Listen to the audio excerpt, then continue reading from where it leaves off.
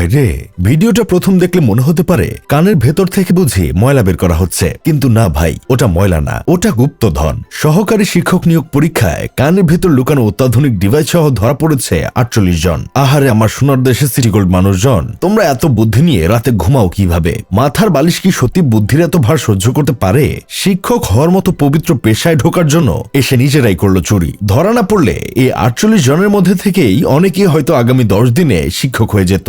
এখন প্রশ্ন হলো, এরা শিক্ষক হয়ে আমাদের সন্তানদের কি শেখাতো? নৈতিকতা, সততা, নাকি কৌশলে কিভাবে নকল করতে হয়, কিভাবে প্রতারণা করে পার পাওয়া যায়? এই সব। যে মানুষ নিজে চুরি করে চাকরি পায় সে মানুষ কখনো ন্যায়, আদর্শ আর চরিত্র গঠনের কথা শেখাতে পারে না, বরং এদের কাছ থেকেই আমাদের সন্তানরা শিখত অসৎ হওয়ার শর্টকাট রাস্তা। সত্যি কথা বলতে, এই অসুস্থ মানসিকতার মানুষগুলো যখন শিক্ষক হয়ে যায় তখন তার পরিণতি হয়। তখনই আমরা দেখি শিক্ষা প্রতিষ্ঠানে শিক্ষার্থীরা শিকার হচ্ছে। কিছুদিন আগেই মেহেরপুরের গাংনী উপজেলার হাড়ভাঙ্গা এইচবি মাধ্যমিক বিদ্যালয়ের প্রধান শিক্ষকের সঙ্গে 10ম শ্রেণীর এক ছাত্রীকে ঘিরে ভিডিও কল ভাইরাল হয়েছিল। খোঁজ নিলে দেখা যাবে এই শিক্ষক কোনো না কোনোভাবে 2 নম্বরই করে অনৈতিক পথে চাকরিতে ঢুকেছে। আমার মতে এই ঘটনায় যারা ধরা পড়েছে তাদের ছাত্রত্ব আজীবনের জন্য বাতিল করা উচিত। শুধু পরীক্ষা বাতিল করলে চলবে না, এই ঘটনার সাথে যারা যারা জড়িত তাদের কাঠালে চোত্রাপাতার ডলে দিয়ে মুখে মেখে বাংলা বাজারে ছেড়ে দেওয়া হোক, যেন ভবিষ্যতে কেউ এমন কিছু করার সাহস না পায়।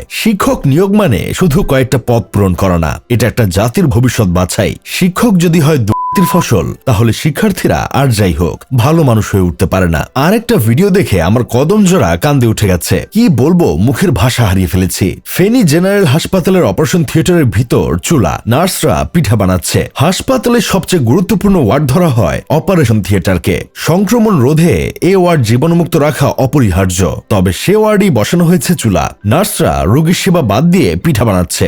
ধন্য, এই দেশে জন্মগ্রহণ করে আমি ধন্য হয়ে গেছি। আরেক ভিডিওতে দেখি কুষ্টিয়া মেডিকেল কলেজ হাসপাতালের এক ডাক্তার আপা রোগী দেখার সময় মোবাইলে গেম খেলছে। একজন সেটা ভিডিও করলে ডাক্তার আপা রেগে গিয়ে বলেন, আমি রোগী দেখার সময় গেম খেলে আপনার সমস্যা কি? পরে খোঁজ নিয়ে জানা যায় ডাক্তার আপা 1 মাসের মধ্যে 17 দিনই হাসপাতালে আসে না। আসার সময় 8টা থাকলেও প্রতিদিন আসেন 11টার পর। ভাই, কেউ আমার মুখটা চেপে ধর, তা না হলে মুখ দিয়ে আমার শুধু কবিতা বের হবে। ছোটবেলা থেকে আজ পর্যন্ত যত কবিতা শিখেছি সব ওদের দিব। একটা দেশ উন্নত করতে হলে 2টা বিষয় খুব জোর দিতে হয়, এক হলো শিক্ষা আর 2 হলো চিকিৎসা। মাশাআল্লাহ, এই 2 ক্ষেত্রে আমাদের আর অনিয়মের শেষ নেই। আমাদের সোনার দেশে সিটি গোল্ডের মানুষগুলো এতটাই কিউট যে এদের কাজকর্ম দেখলে আপনার মনে হবে মাটি তুই ফাঁক হ, আমি ভিতর ঢুকে যাই। যাই হোক, শেষমেশ আমি গোলাম হোসেন একটা কাজের কথা কই, জাতি হিসেবে আমরা খুবই হতভাগা। তা না হলে আমরা এমন এক দেশে জন্মগ্রহণ করেছি যে দেশের প্রতিটা সেক্টরে অনিয়ম আর না ভাই, এই দেশে আর থাকবো না। বাপের ভিটামাটি বিক্রি করে হলেও বিদেশ চলে যাব। আপনাদের পরিচিত ভালো মানের কোনো দালাল থাকলে একটু সন্ধান দিয়েন।